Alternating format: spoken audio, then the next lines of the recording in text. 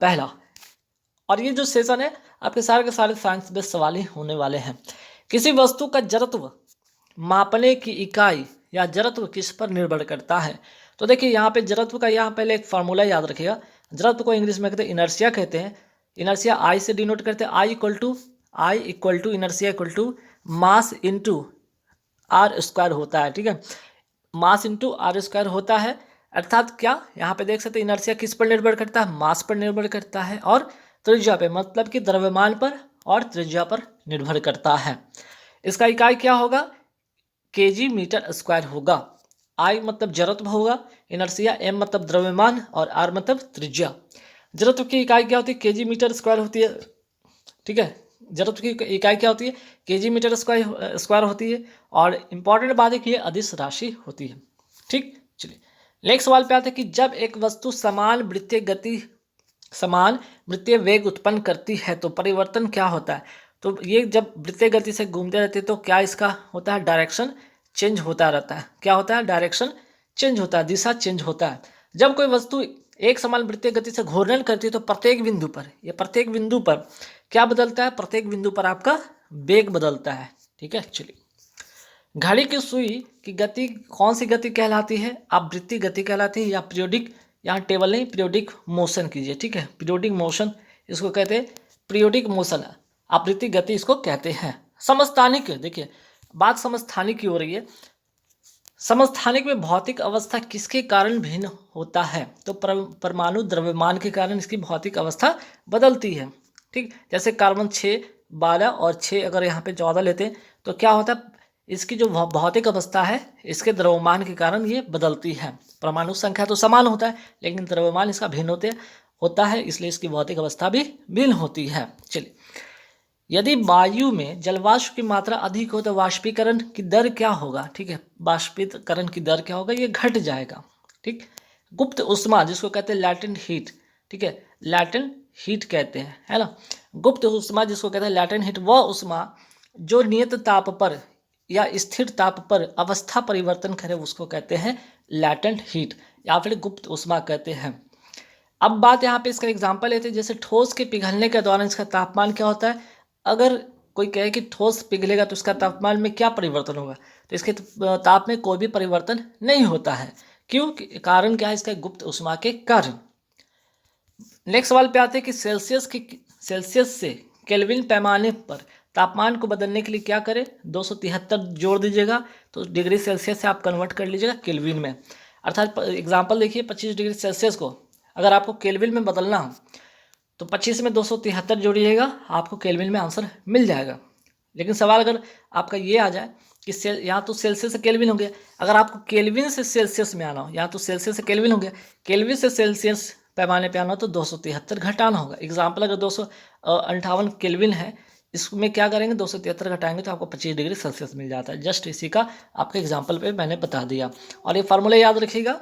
ठीक है, ये फार्मूला आपको याद रखना है, ये फार्मूला याद रखना है जिसपे कि आपको, या सिंपल एक और फार्मूला होता है ये भी याद रखिएगा, C/100 करके याद रखिएगा। C/100 इक्वल टू यहाँ पे F-32 बटा 180। ठीक है, C/100 इक्वल टू F-32/180। इससे ये होगा, ठीक है, इससे क्या होगा आपको अगर सेल्सियस से फ़ारेनहाइट या फ़ारेनहाइट से सेल्सियस में बदलना हो तो आपको ईजी वे में यहाँ से क्या होगा? वैल्यू मिल जाएगी। या फिर आप ये वाला फार्मूला भी याद रख सकते हैं। ठीक है, ये वाले फार्मूला भी याद रख सकते हैं। C-0 बटा 100-0 इक्वल टू K-273 बटा 373-273 बराबर R-0 बटा 80-0 इक्वल टू F-32 बटा 212 क्या है? 212-32। ठीक है, तो ये फार्मूला आपको ध्यान में रखना।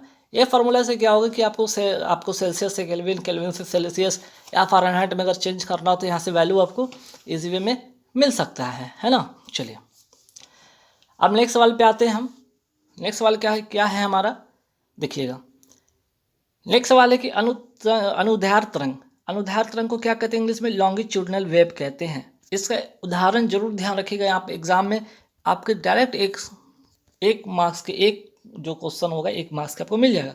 जैसे साउंड हो गया, स्प्रिंग हो गया, विस्फोट हो गया, ये तीनों के तीनों ध्वनि तरंग के उदाहरण हैं। बाकी जितने भी हैं वो सारे के सारे क्या है, अनुप्रस्थ या ट्रांसवर्स वेव का उदाहरण है। जैसे कौन कौन होगा, आपका प्रकाश हो गया, लाइट हो गया, विद्युत चुंबकीय तरंग जितने भी गामा किरणें हैं, एक्स किरणें हैं, परावैंगनी किरणें हैं, ठीक है, इंफ्रारेड है, ठीक, जितने भी सारे हैं ये क्या है, आपके आपके ट्रांसवर्स वेव हैं। समुद्र में विस्फोट होने पर कौन सा तरंग उत्पन्न होता है, लॉन्गिट्यूडनल वेव, अनुदैर्ध्य तरंग उत्पन्न होता है। नेक्स्ट सवाल, किसके द्वारा किया गया तत्वों का वर्गीकरण नए तत्वों की खोज के लिए प्रेरित करता है, मेंडलीव। ठीक है, मेंडलीव की इसके आवर्त सारणी में स्कैंडियम और गैलियम, स्कैंडियम गैलियम और जर्मेनियम को क्या किया, बाद में जोड़ा गया। स्कैंडियम गैलियम और जर्मेनियम को बाद में जोड़ा गया, ध्यान रखना है। इक्का एल्युमिनियम का आधुनिक नाम क्या है, गैलियम। ठीक, ये भी इंपॉर्टेंट क्वेश्चन है। इका बोरोन को क्या कहते हैं, स्कैंडियम, और इका सिलिकॉन को क्या कहते हैं, जर्मेनियम। नेक्स्ट सवाल पे आते हैं कि इलेक्ट्रॉन बंधुता बाएं से दाएं जाने पर, ठीक है, पीरियोडिक टेबल में बाएं से दाएं जाने पर आवर्त, ठीक है, बाएं से दाएं जाने पर आवर्त में तथा वर्ग में क्या होता है, घटता है। बाएं से दाएं जाने पर क्या होता है, ये बढ़ता है, और आवर्त में अगर पीरियोडिक टेबल में बोले वर्ग में ऊपर से नीचे जाने पर क्या होता है, ये घटता है। क्या, इलेक्ट्रॉन बंधुता। विद्युत ऋणात्मकता जो होती है इसमें भी बाएं से दाएं जाने पर ये बढ़ता है और ऊपर से नीचे आने पर घटता है। आयनन विभव में भी बाएं से दाएं जाने पर क्या होता है, बढ़ता है, और ऊपर से नीचे आने पर घटता है। सिर्फ परमाणु त्रिज्या जो है बाएं से दाएं जाने पर क्या होता है, ये घटता है, और ऊपर से नीचे आने पर क्या है, बढ़ता है। बस एक ध्यान रखिएगा। नाइट्रोजन का प्रयोग विद्युत बल्ब में क्यों किया जाता है, क्यों, क्योंकि यह दहन को सपोर्ट नहीं करता है, और नाइट्रोजन जो है इसी कारण इसका जो ऐसे बल्ब में जिसमें नाइट्रोजन फिल होता है इसका जीवन काल क्या होता है, मैक्सिमम होता है। जिसमें आर्गन होता है उससे कम होता है, निर्वात उससे कम, और हवा होता है उससे भी कम होता है। नेक्स्ट सवाल पे आते हैं कि रेड फास्फोरस को क्या कहा जाता है, P4 डिनोट करते हैं, और पीला फास्फोरस या व्हाइट फास्फोरस कहा जाता है P2 को। फास्फोरस की परमाणुकता होती है कितनी, चतुर्थ परमाणिक होता है, ऑप्शन 1 से, या द्विपरमाणुक होता है, सेकंड ऑप्शन हो तो सेकंड पर जो होगा द्विपरमाणुक। देख रहे हैं यहाँ पे चतुर्थ परमाणिक और यहाँ पे द्विपरमाणिक। ठीक, कार्बन के किस अपरूप की संरचना भूगर्भीय ग्लो के समान होती है, आंसर हो जाएगा फ्लोरीन या फुटबॉल के समान होता है। नेक्स्ट सवाल पे आते हैं सोडियम, जिसको Na से डिनोट करते हैं, को किस में डुबा कर रखा जाता है, मिट्टी के तेल में डुबा कर रखा जाता है, क्योंकि ये हवा के संपर्क में आने पर क्या होती है, विस्फोट कर जाती है। फास्फोरस को किस में डुबा कर रखा जाता है, इसको पानी में डुबा कर रखा जाता है। कौन सा जीव पुनर्जनन और मुकुलन द्वारा प्रजनन कर सकता है, हाइड्रा। केचुआ, जोंक, नेरिस किस प्राणी का संघ है, एनालिडा का है। ब्रह्मांड में किन दो निकाय के बीच गुरुत्वाकर्षण बल किस पर निर्भर करता है, तो उनके बीच की दूरी पर, उनके द्रव्यमान के गुणनफल पर, और गुरुत्वीय स्थिरांक पर। अर्थात जो गुरुत्वाकर्षण बल होता है F=G×m1×m2/r² होता है। अर्थात देख रहे हैं उनके बीच की r क्या हो गया, यहाँ पे बीच की दूरी हो गया, द्रव्यमान के गुणनफल ये हो गया, आपका द्रव्यमान हो गया, और गुरुत्वीय स्थिरांक आपका g हो गया। ठीक, यहाँ पे मैंने लिखा भी गुरुत्वाकर्षण बल F=G×m1×m2/r², जहाँ पे g क्या है, गुरुत्वाकर्षण स्थिरांक है। इसका जो वैल्यू होता है 6.67 × 10⁻11 न्यूटन मीटर स्क्वायर पर kg² होता है। रेडियो द्वारा उत्पादित ध्वनि बढ़ती है किससे, आयाम से बढ़ती है।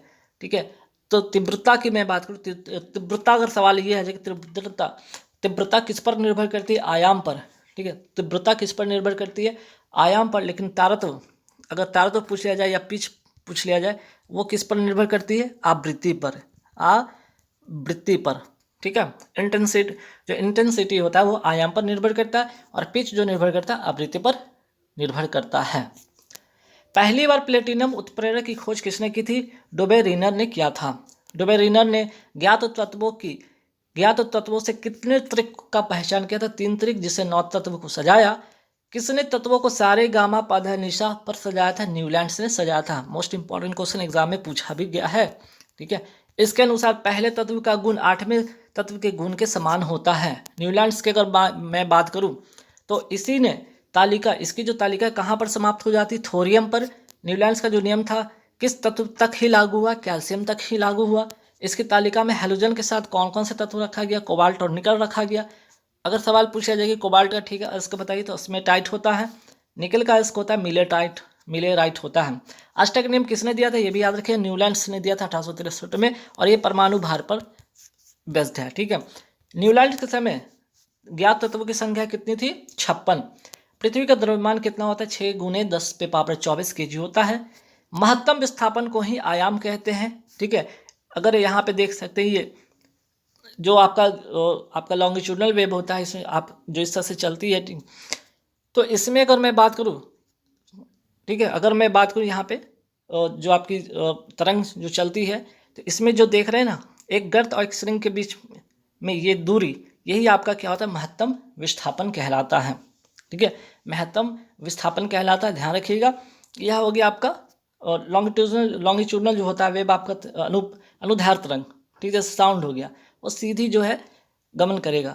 ये ट्रांसवर्स वेव का उदाहरण है। चलिए, आवृत्ति, 1 सेकेंड में कुल कंपन को कहा जाता है फ्रीक्वेंसी या आवृत्ति कहते हैं। ठीक है, फ्रीक्वेंसी का एक फार्मूला याद रखिएगा, n = 1/t भी याद रखिएगा, या v = n × लैम्डा भी याद रखिएगा, या फ्रीक्वेंसी = v/λ। ये तीनों फार्मूला आपको ध्यान रखना है, जिसपे आपकी एक न्यूमेरिकल भी बन सकता है। तरंगदैर्घ्य, दो तरंगों की बीच की दूरी को क्या कहते हैं, दो तरंगों की बीच की दूरी को क्या कहते हैं, इसी को कहते हैं आपका तरंगदैर्घ्य। ठीक है, जिसके लैम्डा से सूचित करते हैं, इसको लैम्डा से सूचित करते हैं। किस वर्ष में ओले रोमन ने इतिहास में पहली बार प्रकाश की गति को मापा था, 1676 में। निर्वात में प्रकाश की गति का पता लगाया, जो 3 × 10⁸ मीटर/सेकंड होता है। जहाजों, पानी की जहाज की मैं बात कर रहा हूँ, इसकी गति में वृद्धि जो होती है, ये किस सिद्धांत पर आधारित है, आर्किमिडीज के सिद्धांत पर आधारित है। हवाई जहाज या एरोप्लेन की मैं बात करूँ, इसकी गति में वृद्धि किस पर आधारित है, बर्नौली के सिद्धांत पर यह आधारित है। हेलीकॉप्टर की गति में वृद्धि किस पर आधारित है, न्यूटन के तीसरे नियम पर आधारित है। फ्लेमिंग के राइट हैंड रूल किस पर आधारित है, जनरेटर के लिए कौन सा रूल आधारित है, फ्लेमिंग का जो राइट हैंड रूल है वो किस पर डिपेंड करता है, जनरेटर पर करता है। और अगर आपसे पूछे राइट हैंड हो गया, अगर लेफ्ट हैंड की बात कर लूँ, लेफ्ट जो होता है मोटर के लिए होता है। ठीक, विद्युत चुम्बकीय प्रेरण का सिद्धांत किसने दिया था, फैराडे ने दिया था। न्यूटन की गति के दूसरा नियम से क्या मिलता है, बल का सूत्र प्राप्त होता है, F = m × AF। बल, m मास यानी द्रव्यमान, और A एक्सेलरेशन यानी त्वरण। ऊंचाई पर उड़ते हुए विमान की केबिन के अंदर दबाव होता है, बाहर की तुलना में अधिक होता है। ठीक है, क्योंकि जैसे जैसे ऊपर जाते हैं क्या होता है, आपका जो है दबाव घटता जाता है। तो एरोप्लेन में जो होता है, ठीक है, एरोप्लेन में इसको मेंटेन करने के लिए इसके अंदर की जो होती है दबाव को बढ़ा दिया जाता है। किस तापमान पर पानी तरल एवं ठोस दोनों स्थितियों में विद्यमान हो सकता है, 0 डिग्री सेल्सियस पर। इसे त्वरक बिंदु कहा जाता है, जिस तापमान पर 0 डिग्री सेल्सियस पर अर्थात ठोस द्रव गैस की अवस्था नहीं बदलता, उसे त्वरक बिंदु कहते हैं। जिस तापमान पर कोई द्रव उष्मा पाकर वाष्प में बदलता है कहलाता है क्वथनांक। द्रव से वाष्प में परिवर्तन कहलाता है वाष्पीकरण कहलाता है। अशुद्धि मिलाने से द्रव का क्वथनांक क्या होगा, बढ़ जाएगा, अर्थात नाली के पानी को उबाल लेंगे तो क्या होगा, जल्दी नहीं उबलेगा, अर्थात उसकी क्वथनांक क्या होती है, बढ़ जाती है। वाष्प की गुप्त उष्मा क्या होती है, इसकी गुप्त उष्मा होती है 536 कैलोरी पर ग्राम या 540 कैलोरी पर ग्राम होता है। विशिष्ट उष्माधारिता, ठीक है, विशिष्ट उष्माधारिता जल की अगर पूछ लिया जाए तो 4200 जूल पर केजी पर केल्विन होता है, या 1 कैलोरी पर केल्विन पर ग्राम पर डिग्री सेल्सियस होता है। वहीं बर्फ का अगर पूछ लिया जाए तो इसका उष्मा होता है, विशिष्ट उष्माधारिता होता है 2100 जूल पर केजी पर केल्विन, या 0.5 कैलोरी पर ग्राम पर डिग्री सेल्सियस होता है। गुप्त उष्मा की अगर मैं बात करूँ, बर्फ का कितना होता है, 80 कैलोरी पर ग्राम। ठीक है, वाष्प का होता है 540 कैलोरी पर ग्राम या 536 कैलोरी पर ग्राम होता है। निर्वातित विद्युत बल्ब के तंतु से कांच आवरण तक उष्मा का संचरण किस प्रक्रिया से होता है, विकिरण से होता है। ठीक है, ये बल्ब अगर मैं बात करूँ, बल्ब है ये, ठीक है, अगर ये बल्ब की मैं बात करूँ तो ये तंतु से और ये यहाँ से यहाँ तक जो इसका क्या होता है, उष्मा का संचरण किसके द्वारा होता है, विकिरण से होता है। तो ध्यान रखें, विद्युत बल्ब जैसे गैस से भरा होता है, इसलिए क्या विद्युत बल्ब गैस से भरा होता है, तो संवहन के द्वारा होता है। अगर इसमें गैस भरा होता अगर इसमें गैस भरा होता अगर गैस भरा होता तो किसके द्वारा? संवहन के द्वारा होता है। तो इसलिए इसका 2-3 नियम याद रखिएगा। ऊष्मा का संचरण ठोस में, अगर ठोस में बोले तो चालन द्वारा, द्रव या गैस में बोले तो संवहन द्वारा, ठीक है। सूर्य या भट्टी या निर्वाधित बल्ब में बोले तो विकिरण के द्वारा ऊष्मा का संचरण होता है। ध्वनि तरंगे होती है कैसी? यांत्रिक होती है, इसमें माध्यम की जरूरत पड़ती है। अनुदैर्ध्य होता है 0 डिग्री या समानांतर भी होती है, ठीक है। इससे से ये जाती है, याद रखिएगा। और प्रकाश तरंग जो होती है अयांत्रिक होती है, इसके माध्यम की जरूरत नहीं होती है। ये अनुप्रस्थ या लंबवत या 90 डिग्री का होता है, इससे से आपको ये होता है, ठीक है। चलिए नेक्स्ट सवाल पे आते हैं। अलग अलग प्रतिध्वनियाँ यानी कि युगों की बात हो रही है के लिए ध्वनि के स्रोत से अवरोध की न्यूनतम दूरी होनी चाहिए। मतलब कि इको जो प्रतिध्वनि सुनने के लिए कान से लेकर आपके स्रोत जो होता है वहाँ तक की जो दूरी होती है कितना होनी चाहिए? 16.6 मीटर या 17.2 मीटर, दोनों में से ऑप्शन में जो होगा उसको टिक करिएगा आप, ठीक है। अगर ऑप्शन में दोनों हो तो इसको पहले टिक करिएगा, सेकंड ये आपका आंसर होगा। नेक्स्ट, वायु में ध्वनि के वेग से अधिक की चाल से यात्रा करने वाली वस्तु को क्या कहते हैं? प्राध्वनिक कहते हैं। और ध्वनि के वेग से बहुत अधिक हो तो अति प्राध्वनिक कहते हैं। मैक नंबर का उपयोग कहाँ पे होता है? वायुयान की जो चाल के निर्धारण के लिए होता है। मैक नंबर बराबर क्या होता है? वायु का चाल बटा ध्वनि की वेग होता है। यदि एक श्रृंग और इसके क्रमागत गर्त के मध्य दूरी L हो तो तरंगदैर्घ्य क्या होगा? 2L हो जाता है, ठीक है। मानव कान का सामान्य जो श्रव्य, ठीक है, श्रव्य सीमा होता है 20 हर्ट्ज से लेकर 20 किलो हर्ट्ज, 20 किलो अर्थात कि 20,000 होता है हर्ट्ज तक होता है। अपश्रव्य की जो सीमा होती है 20 हर्ट्ज से कम होता है। उदाहरण के लिए जैसे कुत्ता, बिल्ली, सांप, हृदय या भूकंप का जो होता है ये श्रव्य सीमा होता है वो 20 हर्ट्ज से कम होता है, ठीक है। और मनुष्य का ये हो जाएगा, ये मनुष्य का हो गया। अगर प्रासर्व जिसको कहते हैं अल्ट्रासोनिक की मैं बात करूँ, जो प्रासर्व होता है वो 20,000 हर्ट्ज से ऊपर होता है। जैसे चमगादड़, डॉल्फिन, परपोइसेस, ये सभी क्या है? प्रासर्व के उदाहरण है। गहरे समुद्र में जल का रंग नीला दिखाई देने का क्या कारण है? प्रकाश का प्रकिरणन। या अगर आकाश का रंग नीला दिखाई दे तो भी प्रकिरणन। तत्व का सूक्ष्मतम कण क्या कहलाता है? परमाणु। और यौगिक का सूक्ष्मतम कण जो होता है वो अणु कहलाता है। ट्रिक क्या है? जो छोटा है वो बड़ा है लिखाएगा और जो बड़ा लिखा हुआ है वो छोटा लिखाया हुआ है, ठीक है। ऐसे ट्रिक से याद रख सकते हैं। तत्व यौगिक मिश्रण सभी का एक मोल में कितना वैल्यू होता है? 6.022 इंटू 10⁻23 और ये होता है 24.4 लीटर के बराबर। अगर बात करें हीलियम की संयोजकता कितनी होती है? 0 होती है। यानी कि जितने भी अक्रिय गैस होते हैं या नोबल जो गैस होते हैं वो सभी के सभी क्या होते हैं? उनकी जो संयोजकता होती है वो 0 होती है, ठीक है। जैसे आपका हो गया हीनी, ठीक है, हीनी और करजीरन, ठीक है, जीरन, रेडॉन। हीलियम आपका हो गया, हीलियम नियॉन हो गया, आपका आर्गन हो गया, आपका रेडॉन हो गया, क्रिप्टन हो गया, जेनॉन हो गया, ठीक है। हीनी और करजीरन ध्यान रखना है आपको। Helium, neon, argon, krypton, xenon, radon, ये सभी के जो होते हैं संयोजकता क्या होगी? 0 होगी, ठीक। कार्बन की संयोजकता कितनी होती है? 4 होती है। अगर कार्बन का परमाणु संख्या बोले 6 होता है, अगर इलेक्ट्रॉनिक विन्यास 2 और 4 होता है, तो जो अंतिम होता है ऑर्बिट में, जो अंतिम कक्ष में होता है वही संख्या आपको क्या कहलाता है? संयोजकता कहलाता है। हाइड्रोजन की संयोजकता 1 होती है, ऑक्सीजन की 2 होती है, ठीक है। नेक्स्ट सवाल पे आते हैं। ऑक्सीजन के 1 मोल परमाणु का वजन, ऑक्सीजन की बात हो रही है, ऑक्सीजन के 1 मोल परमाणु का वजन 16 ग्राम है, तो ओजोन अनुभार क्या होगा? तो यहाँ पे देख रहे O3 है, यानी कि ऑक्सीजन का जो द्रव्यमान होता है 6 होता है, उसमें यहाँ पे 3 लिखा हुआ, मीन्स कि 3 से गुना करें, 16 48 हो जाएगा ग्राम पर मोल।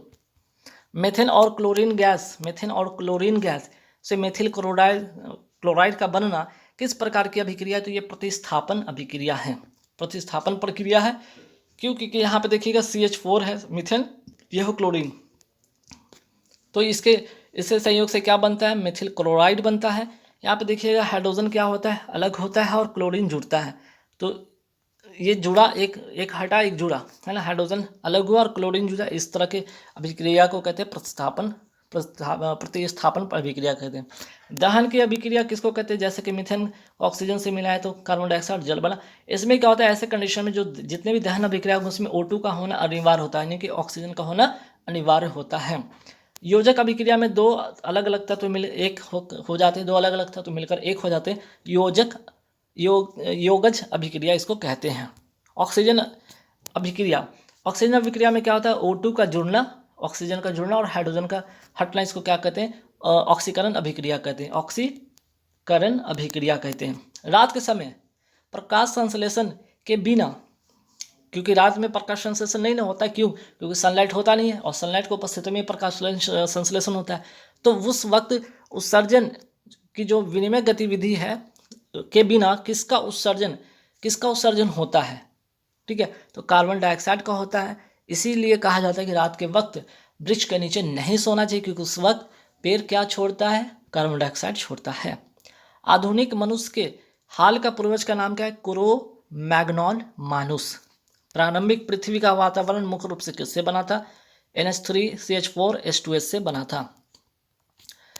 H2S या HCl जिसको कहते हैं हाइड्रोजन सल्फाइड, या फिर यहाँ पे सेल हो गया, ठीक है, हाइड्रोजन सल्फाइड या HCl, ठीक, हाइड्रोजन सल्फाइड या यहाँ पे सेल हो गया, ये हाइड्रोजन बंधन नहीं बनाते हैं, इसलिए द्रव अवस्था में पाया जाता है।